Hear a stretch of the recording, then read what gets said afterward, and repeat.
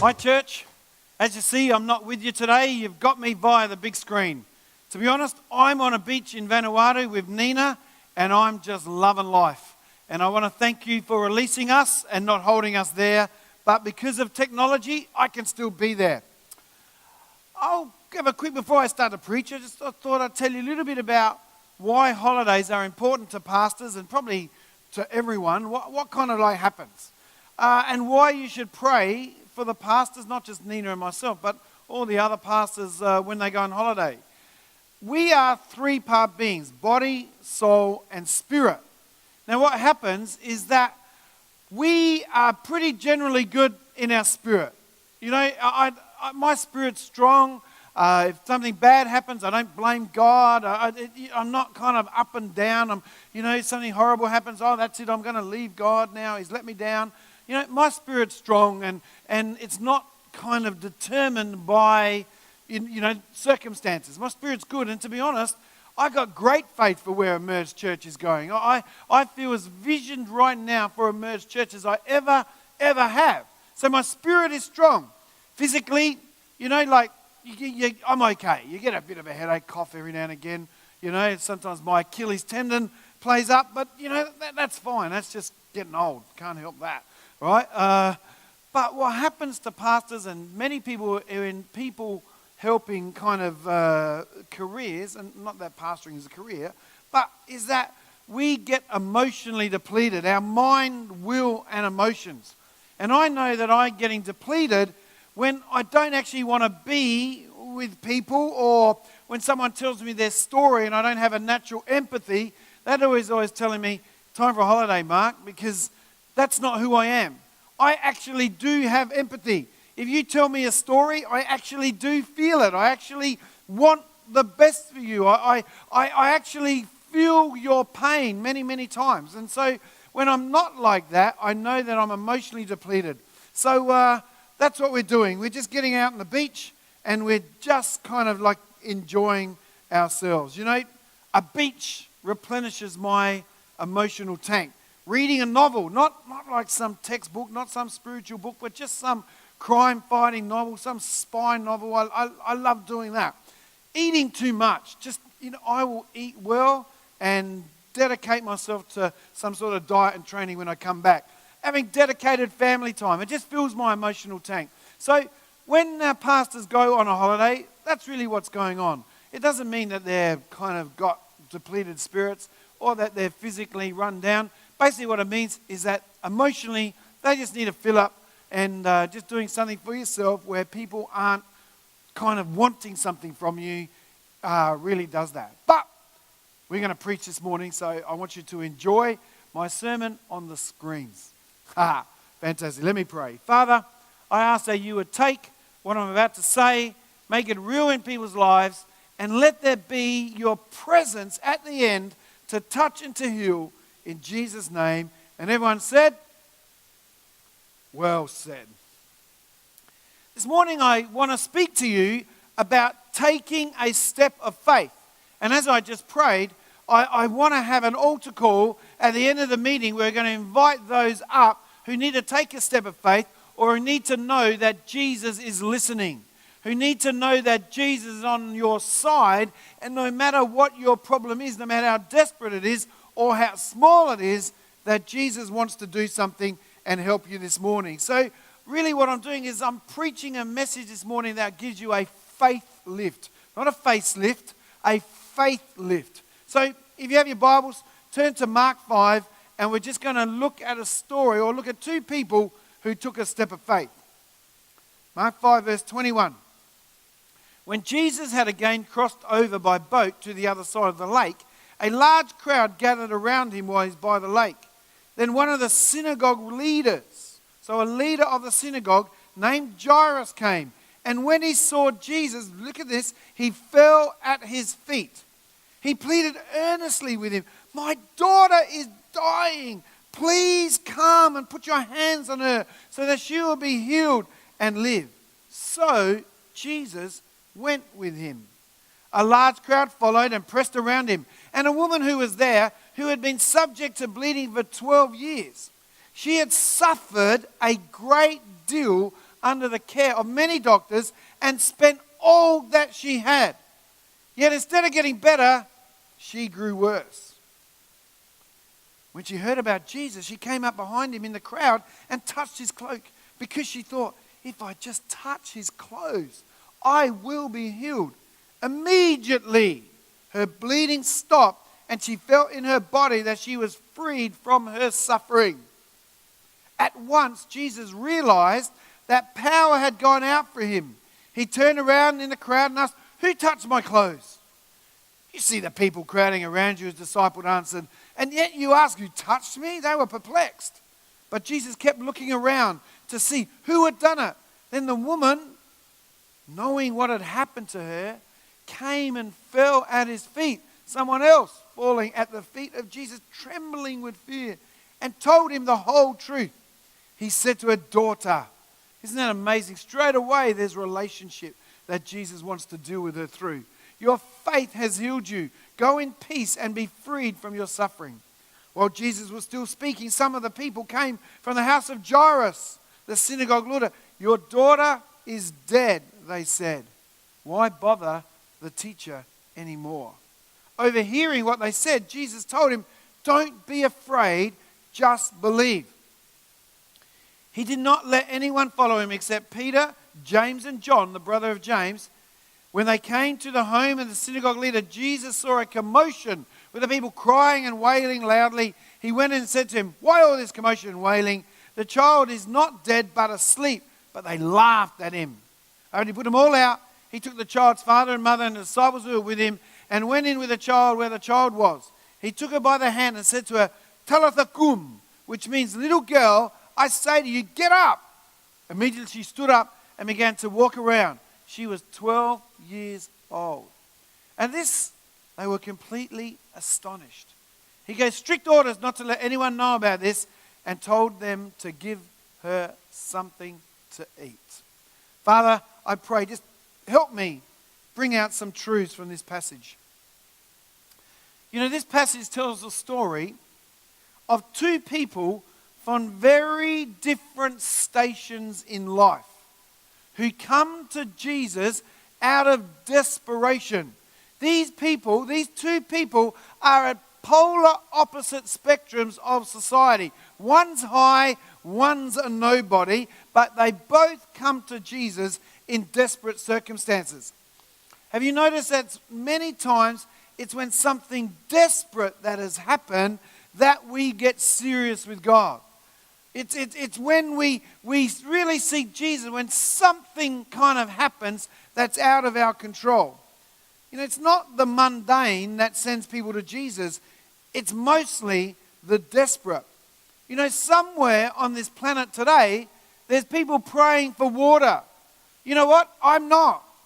This morning, I just went to the kitchen sink. I didn't pray to God this morning about brushing my teeth, or I didn't pray to God to have a car to drive to church in. I don't need to go to God for those things because I can do that by myself.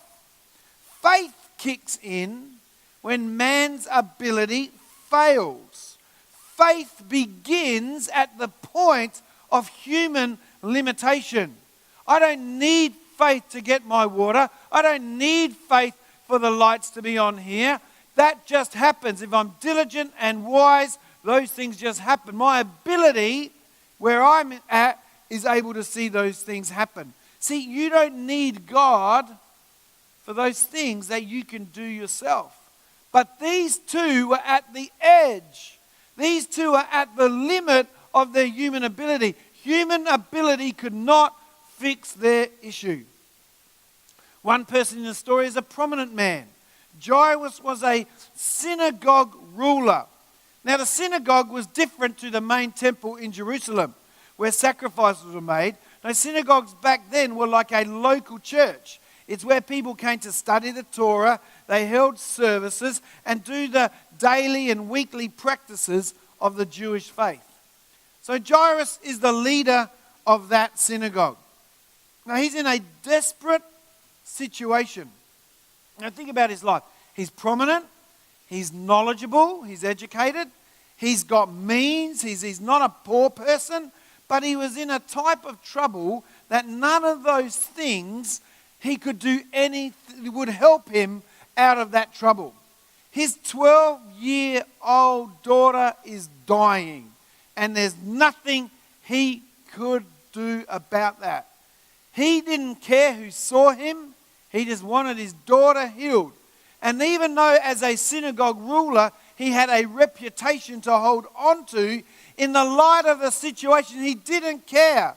He publicly falls. The synagogue ruler, someone known to everyone, publicly falls at the feet of Jesus and cries out in his issue, "Jesus, my 12-year-old daughter is dying." Now, if you read the Gospels, I want to tell you, Pharisees, Sadducees, synagogue rulers are not lining up to fall at the feet of Jesus. Usually, synagogue rulers, Pharisees, Sadducees, they're trying to trick him. They're trying to accuse him. They're rebuking him. They're usually plotting against him. There was one Pharisee who came and saw Jesus. His name was Nicodemus, but he came under the cover of darkness because he didn't want anyone to see him. And he didn't want that. But here we have a prominent man of society coming down and saying, "I need you, Jesus. My daughter is dying," and throws himself at the feet. It would be a little bit like Peter Dutton, our federal member of parliament, coming in and throwing himself at my feet. Well, after recent events, maybe he should have done that. No, let's move on. Jairus had faith though. His desperate situation brought him to do a desperate act of faith. Desperate situation responds to it with a desperate act of faith. Listen to what he says. "My little daughter is dying. Please come and put your hands on her that she will be healed and live." And it was this faith that moved Jesus to come with him. It wasn't Jairus' prominence. It wasn't his position. It wasn't even Jairus' need. It was the faith. If you come and lay hands, my daughter's going to be healed. How you approach God makes a big difference. So Jesus goes with him. Now the crowd, the people, they all know who Jairus is, and they know the scene that's caused. A prominent temple ruler falling at the feet of Jesus, the one so many of his like and his ilk were trying to bring down. You know, and being a prominent man, there's a high likelihood that the crowd even knew that Jairus' daughter was sick. And so they want to come and have a look. They're just kind of like nosy parkers. So while walking to Jairus' house, the second person of the story enters. We see a woman with an issue.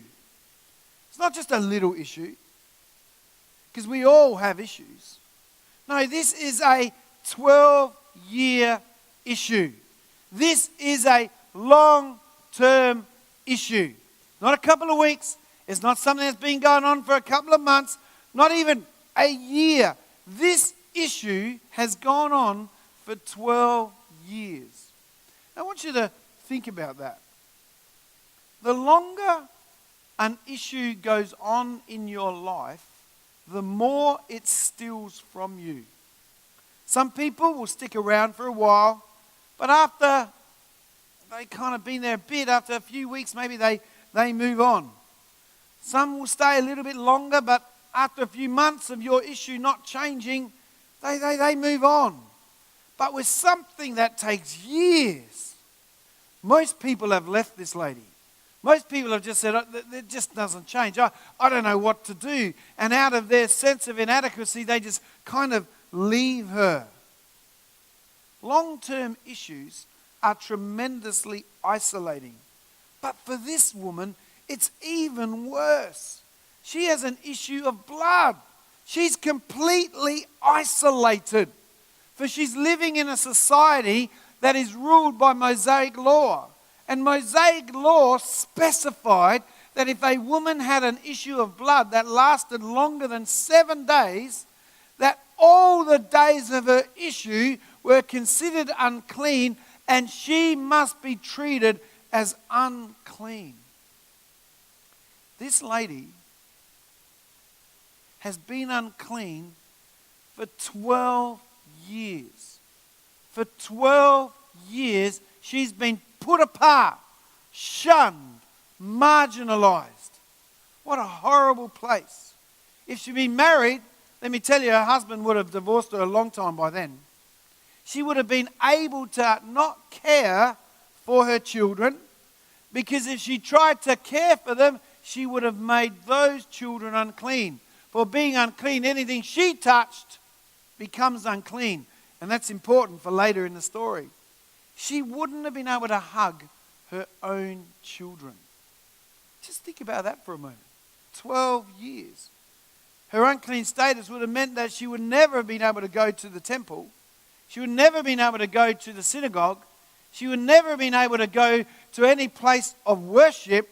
She was completely isolated in her issue and in her sickness. No money. She spent all that on doctors. Everyone given up on her, and literally nothing better. As the word says, it just got worse. Now, it's important when you think of the conditions that she went out in. The crowd was watching what Jesus was going to do with Jairus' daughter. Jairus, the synagogue. It wasn't just, Jairus the leather worker or Jairus the farmer. No, this was the synagogue leader. The very people who are saying that she was unclean, the leader of those people is who is with Jesus. This was the guy who was making sure that unclean people weren't ever to be found walking the streets. She had nothing. She would have been gaunt. Losing blood takes away strength. She had no money. She spent it on doctors. Long-term issues are the thieves of everything. And the Bible said that she suffered much. Now at that time in Jerusalem, there was a rabbi. His name was Rabbi Jochanan. And he was a Tannaman at the time in Jerusalem. Now, Tannamen were important teachers. They were Jewish sages who developed the Mishnah. Now, the Jews studied 3 things. One was the Torah, which is the first 5 books of the Bible. One is the Talmud, which was the written down traditions of the Jewish faith. And the Mishnah was the oral traditions of the Jewish faith. So this Tannaman, Rabbi Jochanan, what he would do, he wrote down what would happen with someone with an issue of blood. And then when you hear this, you're going to realize why she suffered much. So this is what Rabbi Jochanan said. Take gum of Alexandria, of alum, of crocus hortensis, the weight of a zuzi each. Everyone say zuzi. A zuzi each. Let them be bruised together and given in wine to the woman that has an issue of blood. But if this fails, take of Persian onions, 9 logs, boil them in wine, and give it to her to drink. And arise and say, arise from thy flux. But should this fail, set her in a place where 2 ways meet. Let her hold up a cup of wine in her hand, and let someone come from behind and affright her and say, arise from thy flux. Now, so I've got to trick her into coming to this place, and then someone's got to come from behind, like without her realizing, and go, rah, arise from thy flux. And somehow, getting frightened is going to stop the issue of blood. But should this do no good? Well, yeah. Take a handful of cumin and a handful of crocus and a handful of fenugreek. Let these be boiled and given her to drink, and to say, arise from thy flux. But should this also fail, dig 7 trenches, burn in them some cuttings and vines, not yet circumcised, vines not 4 years old, and let her take in her a cup of wine, and let her be led from this trench and set down over that, and let it be removed from that, set down over another, and in each removal say unto her, arise from thy flux. Let me tell you, that's suffering right there. Doesn't sound like me they were trying to kind of help her too much. I think it just sounds like they're trying to get her drunk so she forget her suffering. So this lady has gone through much. She'd suffered much. She goes out in the crowd because she has faith. It was faith who sent her out. Listen to what it says. When she heard about Jesus, she came up from behind him in the crowd and touched his cloak because she thought, if I just touch his clothes, I will be healed. Faith overcomes her fear. Faith overcomes her physical inadequacies. Faith overcomes her cynicism. She would have been a little bit cynical. She's tried everything. Faith helps her overcome her own pride. Immediately, she is healed. As soon as she touches the hem of his garment, she is healed. Jesus turns around. This is amazing. This is a miracle of Jesus that Jesus isn't even aware of. He's got nothing to do with this miracle except he's there. He's just the conduit between God and this lady. That's why I actually love this miracle so much, because it explains a lot to me. I'm often asked the question, how much is man and how much is God? And it's a very good question in the moving of God, in miraculous power. Well, think about this. In this miracle, it's all God. Without the miraculous power of God, there is no miracle. She could have touched Jesus all day long. She could have touched all of his garment, but without the power of God leaving Jesus, her healing would never have happened. She would have been left in the same miserable state. Probably even worse now because she's gone to Jesus and that hasn't even helped. So it's all God, but it's also all man. Jesus didn't even know the woman existed until he felt power leave him. He was not worried about that woman. He was worried about Jairus. He was thinking about going to Jairus' house. He was going to lay hands on Jairus' daughter and see her healed. He didn't know this woman was in the crowd, and something happened. He felt power leave him. If she hadn't faced her fears, risked disappointed, if she hadn't girded up her weak-bodied and pressed through that crowd of people, there is no miracle. And that's the walk of faith. We have to do what we have to do, and God does what only he can do. So what about Jairus? He's been pleading, and he's actually got Jesus to come to his house for his urgent, desperate situation. And now this unclean woman has stopped the whole procession, has stopped the whole crowd. They're all stopped in their track. He's talking to this lady. He's thinking, come on, please, get on. My daughter's sick. Don't you hate it when a God does a miracle from someone else? When your miracle is so much more necessary? When you think, I finally got God's attention and now he's focusing on someone else? I guarantee you there were people who came praying, God, touch me at this summit. God, I need this thing for you at the summit. You believed you had God's attention, and then you read testimonies of what God had did for others, and yet you're still waiting for him to do it for you. That's a test of faith. And what a test of faith it must have been for Jairus. But God's delay is never God's denial. Just because you didn't get your miracle today doesn't mean that you won't get it tomorrow. Keep believing, keep holding on, keep being faithful to what it is that God has said to you. But to be honest, I actually see, this is where we see what Jairus is actually really made of. He doesn't get mad. Now, he's a man used to authority. And I want to tell you, in my dealings with people of authority, when something goes wrong, when something doesn't go the way that they like, they take charge. They get upset. They get mad. And then I think that's what Jairus didn't do. He was happy to go with whatever Jesus said. He doesn't demean the woman, and he doesn't demean her miracle. He doesn't rebuke Jesus. He doesn't try and intervene in any way at all. For someone used to authority, let me tell you, that is truly remarkable. And then the worst happens.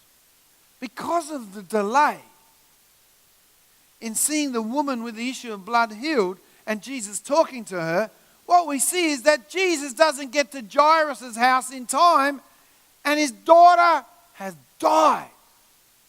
His daughter is dead. And you don't see him getting mad at all. You don't see him getting crushed. But if you think about it, he must have been heartbroken. He must have been shattered. And we see the love, compassion, and instruction of Jesus in 5 small words. Don't be afraid. Just believe. Jairus, don't be afraid. Just believe. Say it with me, church. Don't be afraid. Just believe. Again, don't be afraid. Just believe. That's what God is looking for. That's what faith is. It's a response. When everything else says be afraid, faith says no. I'm still going to believe. When everything says it's impossible, I'm still going to believe. My belief is more in the character and who God is than seeing something happen. I'm just going to keep on believing. There's an old saying that says, fear knocked on the door, faith opened, and no one was there. What do you do with your fear? And what you do with your fear will determine if you get your miracle. Every faith step requires an ability to overcome fear. When Peter had to step out of the boat, he had to overcome fear that he's going to drown. He had to believe more on what God said than the fear that was in his heart. And this is where I also think at that time, when Jesus hears that Jairus' daughter is dead, I actually think a leap of joy happened in Jesus' heart. Upon hearing that Jairus' daughter is now dead, he would have immediately understood that his father's will was at work. For you see, as a rabbi, Jesus could never have been able to go into the room of a dead girl. He's a rabbi, he had to stay clean. He could never touch or be with a dead body because that would make him unclean. He's been touched by a woman with an issue of blood in front of the temple ruler. He makes a big deal of that fact, gets her to explain in front of everyone, so everyone in the crowd now understands that Jesus is unclean. So he is able to now go into that bedroom of that little girl who's dead. He's able to lay hands on her and she's lifted up and she is well. How amazing is God? Nothing happens in God that's not of consequence. God does nothing by accident. There's nothing that's just a coincidence. God is at work in your lives in ways that you do not know or understand. I just think it's amazing. Jesus gets rid of the naysayers. And you need to get rid of your naysayers. People said, oh, you've been up for prayer. You've prayed for that. God hasn't looked after you there. God, get rid of your naysayers. Get rid of the people that you're going to be embarrassed in front of.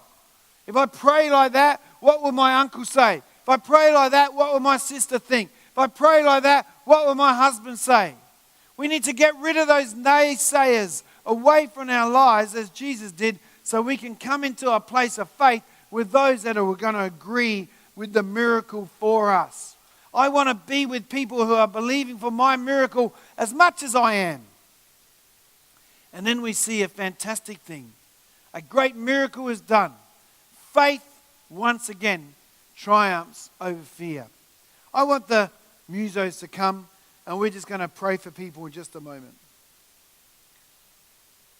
I think this miracle is just wonderful. I think it's interesting that Jairus and this woman, two opposite people, meet at the same way. at the feet of Jesus. What a picture of the kingdom. God doesn't say, well, that station of society I love and that station of society I don't so much love. That's the kingdom. Doesn't matter whether you're rich or poor. Doesn't matter what ethnicity you are. Doesn't matter what gender you are. Doesn't matter how sinful you are. We are all welcomed and included in the kingdom as we fall at the feet of Jesus. Jairus was a leading Jewish man. She was an anonymous woman without any prestige or resources. He was a synagogue leader, while her affliction keeps her from the synagogue. Jairus came pleading for his daughter. The woman came with a need of her own. The girl had been healthy for 12 years and then died. The woman had been ill for 12 years and then she's made whole. Jairus' need was public. All knew it, but the woman's need was private. Only Jesus would have understood. Jairus had to humble himself. The woman, she needed to do the opposite and lift herself up. But both Jairus and the woman trusted Jesus, and he was there to meet their needs. He was someone who was listening to them. This morning, just as the musicians are playing, I'm going to invite you to come to prayer. We're going to pray for you. I'm going to ask Pastor Julie here at Warner and Pastor David at Redcliffe to come to the stage. You know, Jesus is still doing miracles today. He's still healing. He's still delivering. He's providing, encouraging, strengthening. Please start to come to the front right now. We're going to lay hands on everyone. We're going to stand with you. We're going to believe that God is going to do a miracle. Come in faith. Come and bring yourself to the feet of Jesus. Respond this morning. Press through the crowd of negativity and come regardless of what others may think. The woman had to press through the crowd. Well, you press through the crowd of that negativity, cynicism. I've been up for prayer before, and you come. Or you need to kind of feel, well, what will my husband think? What will those people think over there? Will they think I've got an issue? Will they think that I'm weak? Regardless of what other people will think, you come this morning. I know that God is here. Jesus is here, and he wants to meet your need. God bless you. Pastor Julie, Pastor David, thank you, Lord. Touch each one who comes. In Jesus' name, amen.